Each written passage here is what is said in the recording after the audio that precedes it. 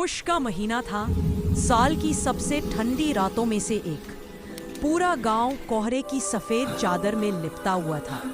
पेड़ों की डालियों से ओस की बूंदें टपक रही थी और खेतों में ठंडी हवा चल रही थी। दूर कहीं किसी के घर से लकड़ियों के जलने की महक आ रही थी। गांव के किनारे एक छोटा सा मिट्टी का घर था, जिसमें गरीब किसान रामू अपनी पत्नी गोमती और छोटे बेटे मोहन के साथ रहता था।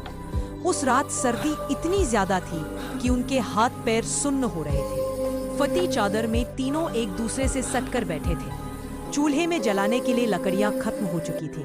रामू ने एक नजर अपनी पत्नी और बेटे पर डाली। दोनों ठंड से कांप रहे थे। रामू ने तय किया कि वो जंगल से कुछ सूखी लकड़ियां ले आएगा। उसने सिर पर पुरानी टोपी डाली और कांपते हुए बाहर निकल गया। बाहर का नजारा डरावना था।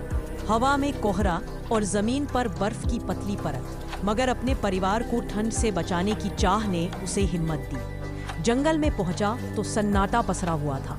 उसने सूखी टहनियां इकट्ठी करनी शुरू की। तभी झाड़ियों में कुछ सरसराहट हुई। रामू ठिठक गया, दिल जोर जोर से धड़कने लगा। लेकिन थोड़ी देर बाद उसने देखा एक छोटा सा खरगोश था जो ठंड से कांप रहा था। रामू मुस्कुराया और उसे अपने गमछे में लपेट लिया। बेचारा, इसे भी ठंड लग रही है, उसने कहा। लकड़ियां लेकर जब रामू वापस पहुंचा तो गोमती ने जल्दी से चूल्हा जलाया। घर में धीरे धीरे गर्मी फैलने लगी। मोहन की मुस्कान लौट आई। गोमती ने पूछा, इतनी ठंड में तुम कैसे गए? रामू बोला, ठंड से लड़ने का एक ही तरीका है, हिम्मत रखना।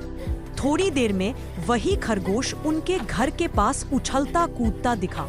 शायद उसे भी चूल्हे की गर्मी अच्छी लगी थी। मोहन ने हंसकर कहा, पिताजी, अब ये भी हमारा मेहमान है। रामू ने मुस्कुराते हुए जवाब दिया, हाँ बेटा, सर्दी में गर्मी बांटने से ही मन गर्म रहता है। उस रात तीनों के साथ एक छोटा सा खरगोश भी चूल्हे के पास बैठा था। बाहर चाहे कितनी भी ठंड क्यों न थी, मगर उस छोटे से घर में प्यार और अपनापन की गर्मी हर कोने में फैल चुकी थी।